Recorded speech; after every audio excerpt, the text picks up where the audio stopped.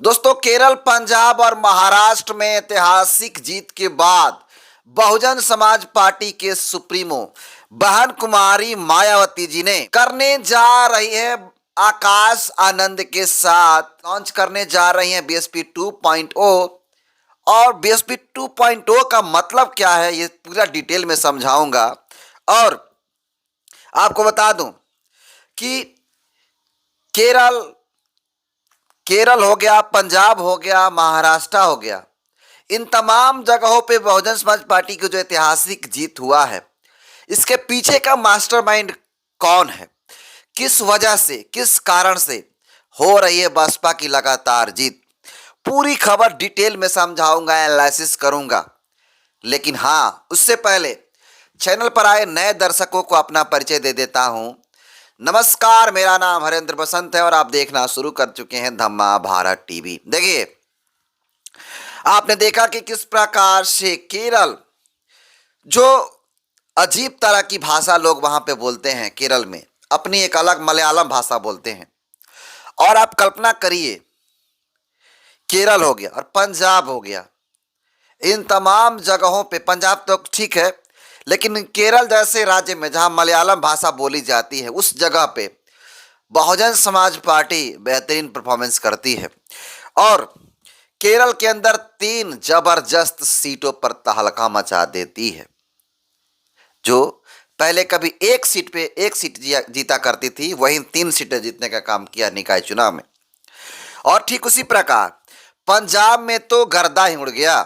जी हाँ, पंजाब में आपको बता दूं कि 5 जिला परिषद, जो कि 40 ब्लॉक समितियों को जीतने का काम कौन, बहुजन समाज पार्टी ने किया, उनके समर्थकों ने किया। और एक बार फिर कल महाराष्ट्र में, जी हाँ, महाराष्ट्र में टोटल 8 सीटों पर दबदबा बनाने का काम बहुजन समाज पार्टी ने किया।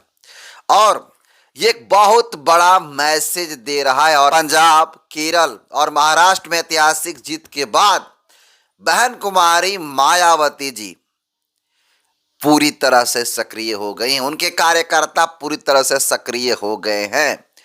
चलिए खबर को विस्तार से समझते हैं। तो सबसे पहले आप जान लीजिए कि केरल जीत के बाद, पंजाब जीत के बाद, अब जानकारी के लिए आपको बता दूं कि महाराष्ट्र में भी तहलका मचा दिया और तहलका मचाने के बाद वहां से 8 सीटों पर जीता।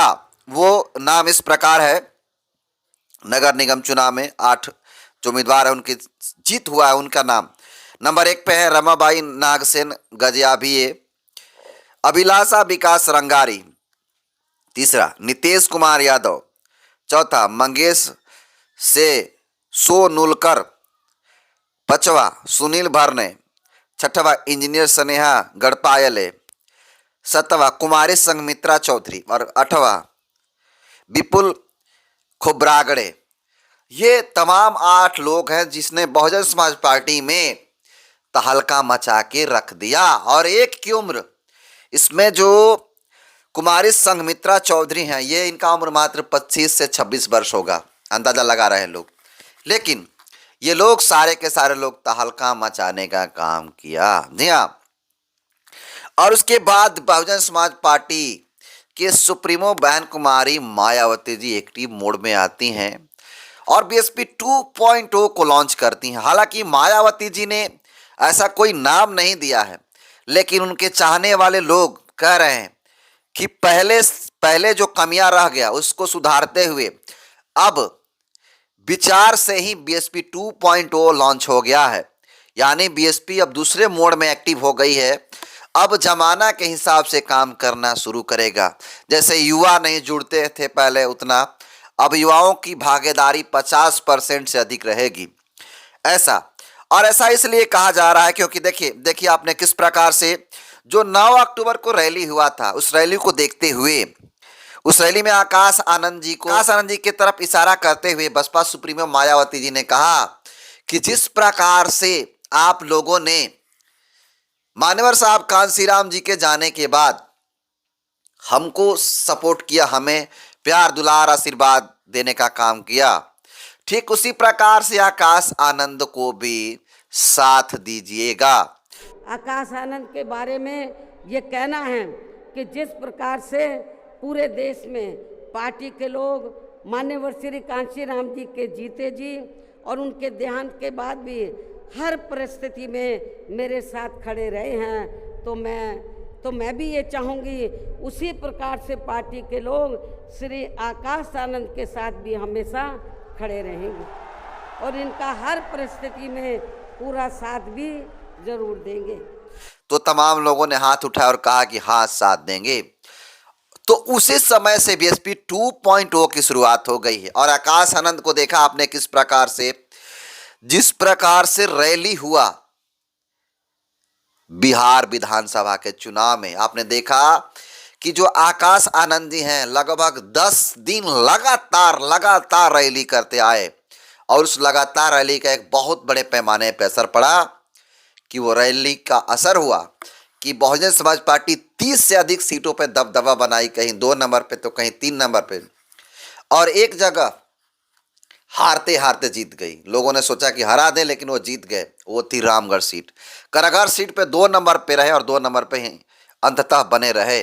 इसके अलावा बहुजन समाज पार्टी कई सीटों पर दबदबा बना के रखा। और आपको बता दूं, चुनाव के जस्ट खत्म होते होते बसपा सुप्रीमो मायावती जी ने बीएसपी 2.0 के साथ, आपको बता दूं कि बहुजन समाज पार्टी के पूर्व में राष्ट्रीय उपाध्यक्ष जयप्रकाश सिंह को लॉन्च करती हैं और जयप्रकाश सिंह को तमाम उनकी गलतियों को छोड़ करके माफ कर देती हैं और माफ करने के बाद उनको उड़ीसा और पश्चिम बंगाल की एक बड़ी जिम्मेदारी दे देती हैं।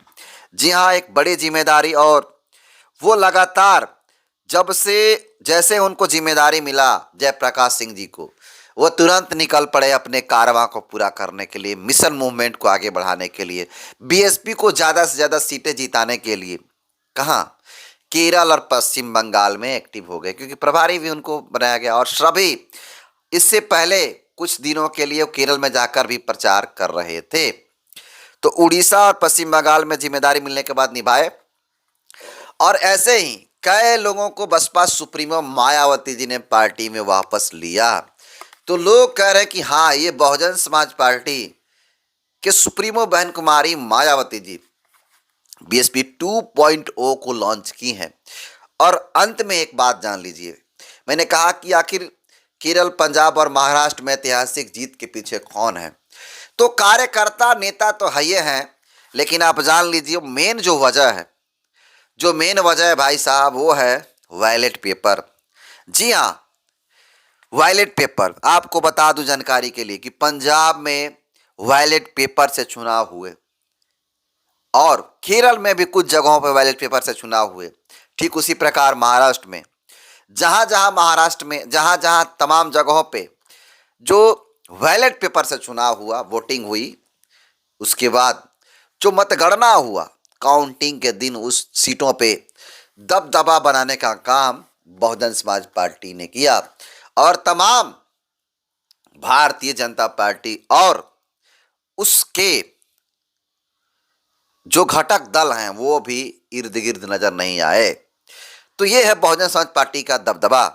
बाकी केरल, पंजाब और महाराष्ट्र में ऐतिहासिक जीत को आप कैसे देखते हैं? और बसपा सुप्रीमो मायावती जी जो लगातार बीएसपी 2.0 को लॉन्च की हैं, यानी बीएसपी 2.0 को लॉन्च करने का मतलब ये हुआ कि लगातार एक्टिव हैं और तमाम लोगों को, जो लोग गलतियां करके बाहर निकाल दी थी बसपा सुप्रीमो मायावती, उन तमाम लोगों को माफ करने का काम किया। और आकाश आनंद जैसे एक बड़े यूथ आइकॉनिक लीडर को समाज को देने का काम किया। इसलिए लोग कह रहे हैं कि हाँ, अब बीएसपी 2.0 में जारी हो गई और बीएसपी 2.0 के साथ बसपा काम करेगी। और इसका एक बहुत बड़ा पैमाना उत्तर प्रदेश जैसा बड़ा सूबा में पड़ेगा। और उत्तर प्रदेश में मायावती जी आने वाले 2027 में आम विधानसभा चुनाव में गर्दा उड़ाने वाली हैं और बहुत बढ़िया ऐतिहासिक जीत होने वाला है। बाकी इस खबर को आप कैसे देखते हैं? अपना फीडबैक जरूर दीजिएगा। बहुत बहुत धन्यवाद।